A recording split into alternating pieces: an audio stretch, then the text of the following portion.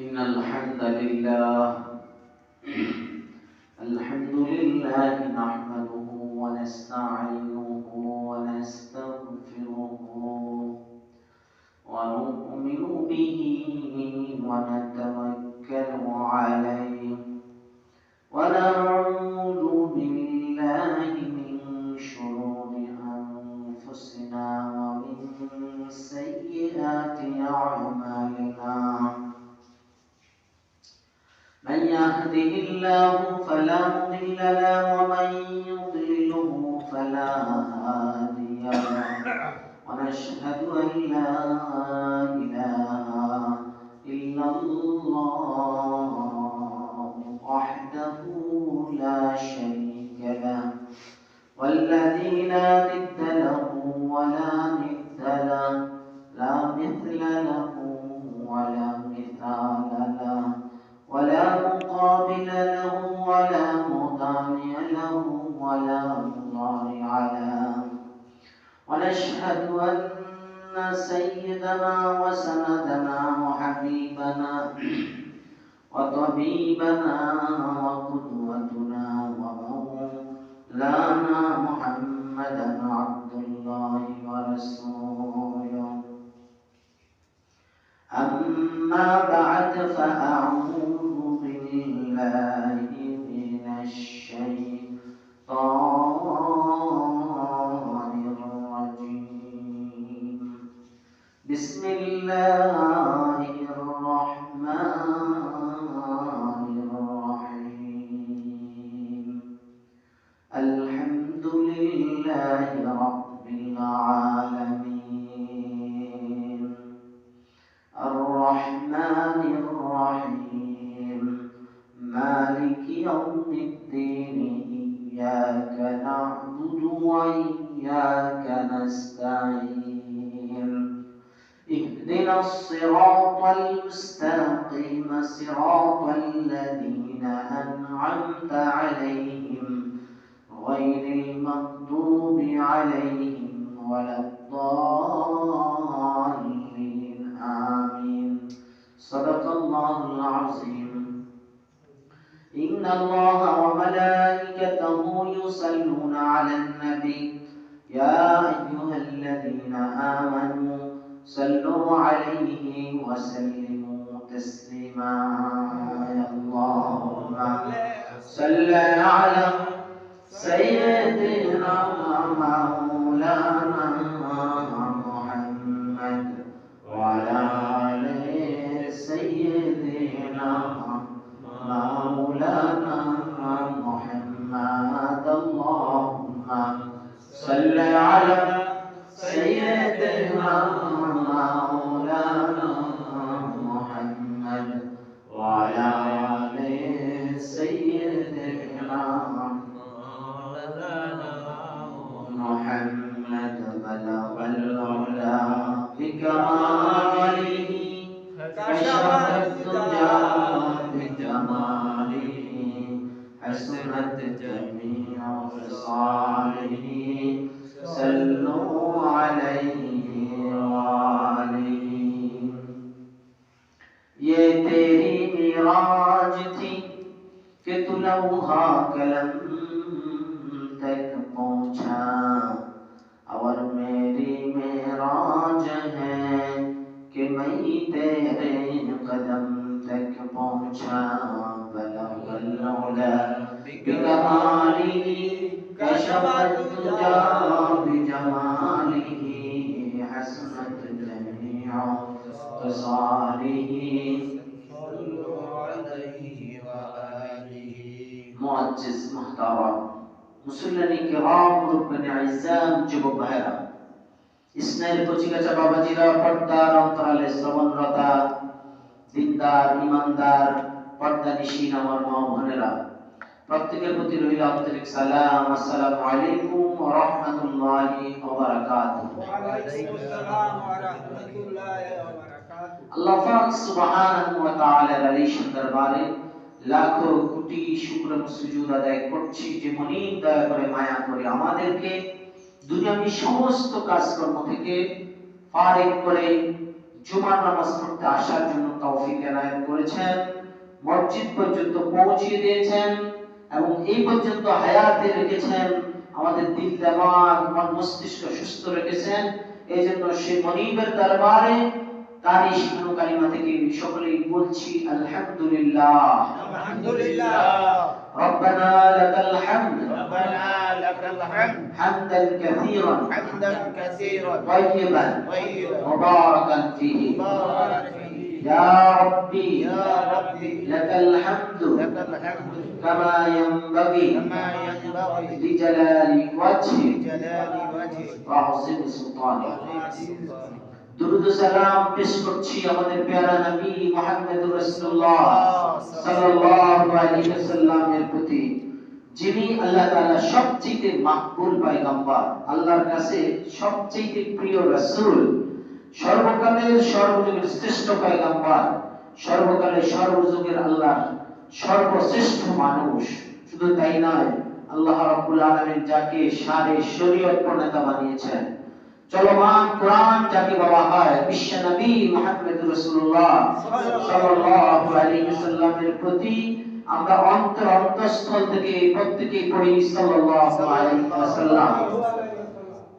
সম্মানিত হাজিরিন, যে রাসূল সাল্লাল্লাহু আলাইহি ওয়াসাল্লামকে আল্লাহ রাব্বুল আলামিন তার জীবনের অসংখ্য মুজিজা দিয়েছেন, সবচেয়ে শ্রেষ্ঠ মুজিজার নাম হচ্ছে আল কোরআন। এই কোরআন রাসূল পাক সাল্লাল্লাহু আলাইহি ওয়াসাল্লামের জীবনের সর্বশ্রেষ্ঠ মুজিজা। তো কোরআন মাজিদের মধ্যে 114টি সূরা রয়েছে, তার মধ্যে থেকে আমরা সবচেয়ে দামি ফজিলতপূর্ণ সূরা থেকে কথা শুনব ইনশাআল্লাহ। সকলে বলি ইনশাআল্লাহ। তৌফিক কামনা করছি সে মনিবের দরবারে, রব্বি জিদনি ইলমা রব্বি ইশরাহ লি সাদরি ويسر لي امري واحلل عقدة من لساني يفقهوا قولي। সম্মানিত হাজিরিন, কোরআন মাজিদের মধ্যে 114টি সূরা রয়েছে। সূরাতুল ফাতিহা, যাকে দ্বার খোলার সূরা বলা হয়, ফাতহু শব্দের অর্থ খোলা। এই সূরার অনেক নাম রয়েছে। তো আল্লাহ তাআলার পক্ষ থেকে সর্বপ্রথম পূর্ণাঙ্গ নাযিলকৃত সূরার নাম সূরাতুল ফাতিহা। এই সূরাটি রাসূল সাল্লাল্লাহু আলাইহি সাল্লামের নবুয়তি প্রথম জীবনেই নাযিল হয়। এই সূরার আগে আংশিক কিছু আয়াত নাযিল হয়েছে। সূরা আলাকের 5টি আয়াত, এরপরে সূরা মুজাম্মিলের কয়েকটি আয়াত, সূরা মুদাসসিরের কয়েকটি আয়াত নাযিল হয়েছে। একমাত্র পূর্ণাঙ্গ সম্পূর্ণ যে সূরাটি নাযিল হয়েছে, সেই সূরাটির নাম হচ্ছে সূরাতুল ফাতিহা। সূরাতুল ফাতিহা এমন একটি সূরা, এই সূরাকে সাবউল মাসানি বলা হয়। এই সূরাটি একত্রিতকরণকারী, একত্রে এই সূরাটিকে পড়তে হয়, ভেঙে ভেঙে পড়ার কোনো সুযোগ নাই। কোরআন মাজিদের অন্যান্য সূরা কেরাত আকারে আপনি নামাজে যদি পড়েন, ভেঙে ভেঙে পড়তে পারেন। যেমন একটি সূরার প্রথম 10 আয়াত পড়লেন, 5 আয়াত পড়লেন, পরবর্তী রাকাতে আপনি চাইলে আবার 5 আয়াত 10 আয়াত আপনি যেভাবে পড়া দরকার তার ঠিক অনুযায়ী আপনি পড়তে পারেন। কিন্তু সূরাতুল ফাতিহা প্রথম রাকাতে 4 আয়াত পড়বেন, পরের রাকাতে 3 আয়াত পড়বেন, এর কোনো সুযোগ নেই। পড়লে পুরো সূরাটাই আপনাকে পড়তে হবে। আর কোরআন মাজিদের সবচেয়ে অধিক পবিত্র সূরার নাম হচ্ছে সূরাতুল ফাতিহা। একজন ব্যক্তি ফরজ নামাজ যদি শুধু পড়ে, কমপক্ষে 17 বার সূরা ফাতিহা পড়তে হয়। কতবার? 17 বার। এই সূরাতুল ফাতিহা এত বেশি পরিমাণে আপনাকে পড়তে হবে, আপনার বয়স যদি 80 থেকে 90 বছর হয়ে থাকে, এমন কোন ওয়াক্ত নাই সূরা ফাতিহা ছাড়া আপনি কি করবেন? নামাজ পড়বেন। লা সালাতা ইল্লা বিল ফাতিহাতিল কিতাব, সূরা ফাতিহা ছাড়া নামাজ হয় না। অতএব আপনি কি করবেন? সূরা ফাতিহা তো পড়তেই হবে। কিন্তু অন্য কেরাতের যেখান দিয়ে মন চায় আপনি পড়তে পারেন। সূরা ইখলাস পড়তে পারেন, সূরা কাউসার পড়তে পারেন, সূরা ফিল পড়তে পারেন, সূরা ইয়াসিন পড়তে পারেন। এভাবে যে কোনো সূরা যেখান থেকে মন চায় পড়তে পারেন, কিন্তু নামাজ পড়তে হলে সূরা ফাতিহা আপনাকে পড়তেই হবে। এই সূরাতুল ফাতিহার একটা নাম হচ্ছে দোয়া।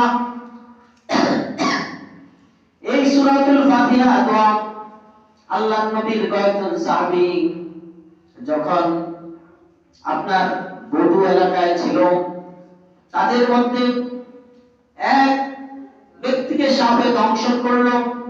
সাপে দংশন করার পরে ছোট্ট একটি বাচ্চা মেয়ে খবর নিয়ে আসলো যে আপনাদের মধ্যে এমন কেউ আছে কিনা ঝাড়ফুঁক করতে পারে।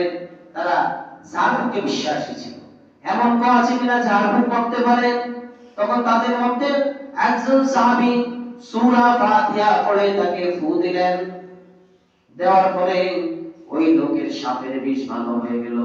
তাদের গোত্রের দলনেতা তাদেরকে কি করলেন? দুধ পান করালেন এবং 30টা বকরি দিয়ে দিলেন। কতটা বকরি? 30টা বকরি দিয়ে দিলেন। দেওয়ার পরে এখন সাহাবীদের মধ্যে কথোপকথন হচ্ছে এটা জায়েজ হবে কি জায়েজ হবে না। তারা মদিনায় নিয়ে আসলেন। আসার পর আল্লাহর নবীকে ঘটনা খুলে বললেন। আল্লাহর নবী বলতেছেন ঠিক আছে খাও, তবে আমার অংশ রাখো, আমার জন্য একটা রাখো। সুবহানাল্লাহ। এই ঘটনাটা বুখারী শরীফের মধ্যে এসেছে। বুখারী শরীফ, সহিহ বুখারীতে এসেছে। তাহলে কোরআন দিয়ে এখান থেকে বোঝা যায় ঝাড়ফুঁক করা যাবে, তবে কোনো দেব দেবীর নামে না, অন্য কোনো মানুষের নামে না, জিনের নামে না, কারো নামে করা যাবে না। আপনি যদি আরোগ্যতা কামনা করেন তাহলে কোরআনের আয়াত দিয়ে আপনাকে ফু দিয়ে আল্লাহর কাছে আরোগ্যতা কামনা করতে হবে। কেননা শিফা দানকারী কে? আল্লাহ। ইয়াকিনের মধ্যে থাকতে হবে এর কোনো ক্ষমতা নাই, একমাত্র সুস্থ করার ক্ষমতা মালিক কে? আল্লাহ। ইয়াকিন আপনাকে থাকতে হবে। এই সূরার নাম সূরাতুদ দোয়া, সূরাতুর রহমান, সূরাতুল বারাকাত। পুরা কোরআন মাজিদের মধ্যে যা রয়েছে সালাফিদের মধ্যে সূরা ফাতিহার মধ্যে তা রয়েছে। চিৎকার করে বলুন সুবহানাল্লাহ। সূরা ফাতিহার মধ্যে যা রয়েছে, এই সূরা ফাতিহার 7 আয়াতের মধ্যে 4 নম্বর আয়াত ইয়াকা না'বুদু ওয়া ইয়্যাকা নাস্তাইনের মধ্যে তা রয়েছে। তাহলে কি বোঝা গেল? সূরা ফাতিহা এমন একটা বরকতপূর্ণ সূরা। অনেকের মতে কোরআন তিলাওয়াত করতে গেলে সর্বপ্রথম সূরা ফাতিহাটা পড়ে নেওয়া উচিত, কেননা এই সূরা ফাতিহা একটা দোয়া। এটা কি? একটা দোয়া। আপনিও চাইলে কি নিজের জন্য কোনো অসুখ ব্যাধি হলে এই সূরা ফাতিহা পড়ে আপনি কি করতে পারেন? ফু দিতে পারেন। মাফ করার মালিক কে? আল্লাহ। এটা মানে এটা না যে আবার একটা কবজ দেখে ঝুলিয়ে ঝুলিয়ে হাঁটবেন, এমনটা না। কথা কি বুঝে আসছে? সম্মানিত হাজিরিন, সূরা ফাতিহা তাহলে আমরা কি জানলাম? সর্বপ্রথম পূর্ণাঙ্গ নাযিলকৃত সূরার নাম সূরাতুল ফাতিহা। প্রথম সূরার নাম সূরাতুল ফাতিহা। এই সূরার মধ্যে 7টি আয়াত রয়েছে, একটি রুকু রয়েছে। সূরাটি মাক্কি সূরা। কোন সূরা? মাক্কি সূরা। সম্মানিত হাজিরিন, এই সূরাকে মানপত্র বলা হয়। অর্থাৎ আমরা কিভাবে আল্লাহর কাছে দোয়া করব, কিভাবে চাইবো, এই জিনিসটা রব্বুল আলামিন সূরা ফাতিহার মাধ্যমে শিখিয়ে দিয়েছেন। এই সূরা ফাতিহার মধ্যে মোট 3টা পাঠ রয়েছে। কয়টা পাঠ? প্রথম 3 আয়াত একটা পাঠ, 4 নম্বর আয়াত একটা পাঠ, এরপরে 5, 6, 7 এই 3টা আয়াত আরেকটা পাঠ। প্রথম পাঠের মধ্যে আল্লাহ রাব্বুল আলামিন আমাদেরকে শিখিয়েছেন, যেমন দুনিয়ার কোনো মানুষের কাছে যখন কোনো ভালো কেউ আসলে পরে আমরা প্রথমে তার প্রশংসা করি, গুণ কীর্তন করি। এরপর আমরা বলি আমরা তোমার সাথে আছি। ঠিক না? রাজনীতিতে আসছে, আমরা বলি তোমার সাথেই তো আছি, তোমার দলেই করি, এরকম বলি না? এরপর পরে আবার তার কাছে কিছু দাবি দেওয়া চাই, রাস্তাঘাট, ব্রিজ, কালভার্ট, মসজিদের জন্য কিছু চাঁদা চাই না? দেখেন সিস্টেমটা কত সুন্দর। রব্বুল আলামিন সূরা ফাতিহার মধ্যে আমাদেরকে শিখিয়ে দিলেন, তোমরা এই জগতের একমাত্র মালিক যিনি, তিনি এত মহান, তার কাছে তোমরা কিভাবে চাইবা, তার প্রশংসা কিভাবে করবা, এটা কোরআন মাজিদে রব্বুল আলামিন উত্তম ভাষায় শিখিয়ে দিলেন। আলহামদুলিল্লাহি রাব্বিল আলামিন। শুধু যদি আলহামদু বলা হইতো প্রশংসা। হামদু শব্দ অর্থ প্রশংসা। যখন আলিফ লাম লাগানো হয় শুরুতে, যত ধরনের প্রশংসা আছে কোন প্রশংসার কথা বাদ যায় না। বড় প্রশংসা, ছোট প্রশংসা, মাঝারি প্রশংসা, যত যত প্রশংসা রয়েছে সব প্রশংসার একচ্ছত্র মালিক হচ্ছেন রব্বুল আলামিন। রব শব্দের অর্থ হচ্ছে প্রতিপালক। যখন যা প্রয়োজন যিনি মিটাইতে সক্ষম তার নাম হচ্ছে রব। আমরা যখন মায়ের পেটের মধ্যে ছিলাম কোথাও কি কাজ কাম করেছি? চাকরি বাকরি করেছি? কোনোটাই করি নাই। রব্বুল আলামিন সেখানে মায়ের পেটের মধ্যে আমাদের খাবারের ব্যবস্থা করেছেন, তার নাম হচ্ছে রব। মাটির নিচে ছোট ছোট প্রাণী রয়েছে, কোনোদিন খাবার দেই না, খোঁজ খবর নেই না, যিনি তাদের আহারে রিজিকের বেঁচে থাকার জন্য যা যা ব্যবস্থা করেন তার নাম হচ্ছে রব। সমুদ্রের মধ্যে বড় বড় তিমি মাছ রয়েছে, হাঙ্গর রয়েছে, কত ধরনের মাছ রয়েছে, প্রাণী রয়েছে, তাদেরকে কোনোদিন আমরা আহার দেই না, যিনি আহার রিজিক দিয়ে থাকেন, বেঁচে থাকার যত উপকরণ দরকার সব দিয়ে থাকেন, তিনি হচ্ছেন রব। এক কথা, না চাইতে যিনি দান করেন। আমরা কি মায়ের পেটে থাকতে দরখাস্ত করেছিলাম আল্লাহর কাছে, আল্লাহ খাবার দেন? আল্লাহ তার বান্দাকে বাঁচিয়ে রাখতে, টিকিয়ে রাখতে যা যা করণীয় দরকার না চাইতে দিয়ে থাকেন, তার নাম হচ্ছে রব। শুধু রব নয়, তিনি এত দয়ালু। আল্লাহ রাব্বুল আলামিন যত রহমত দয়া রেখেছেন তাকে 100 ভাগ করে এক ভাগ কিতাবের মধ্যে লিখে সমস্ত মাখলুকাতের মধ্যে বন্টন করে দিয়েছেন। বাকি 99 ভাগ রব্বুল আলামিনের কাছে রেখে দিয়েছেন, তার নাম হচ্ছে রব। মা ভুলে যেতে পারে সন্তানের কথা, বাবা ভুলে যেতে পারে, কিন্তু আল্লাহ রাব্বুল আলামিন তার গোলামের কথা বলেন না, তিনি হচ্ছেন রব। আমরা এই যে বেঁচে আছি, অনেক সময় আমরা নিজেদের প্রতি নিজেরা দয়া করতে ভুলে যাই, কিন্তু রব্বুল আলামিন দয়া করেন, তার নাম হচ্ছে রব। অনেক সময় নিজের প্রতিও নিজেরা খেয়াল রাখতে পারি না। আপনি বলবেন এটা কিরকম কথা? আচ্ছা, ঘুমিয়ে যখন যান বলেন তো আপনার খবর কি আপনি রাখতে পারেন? কোথায় আছেন আপনি কি জানেন? মা দুগ্ধপোষ্য শিশুর খবর রাখতে পারে না। রাতের বেলায় কি করতেছে? হাতটা বাচ্চার নাকের মধ্যে কি অক্সিজেন বন্ধ হয়ে যেতে পারে? যিনি খবর রাখেন তার নাম হচ্ছে রব। বুঝে আসছে কিনা?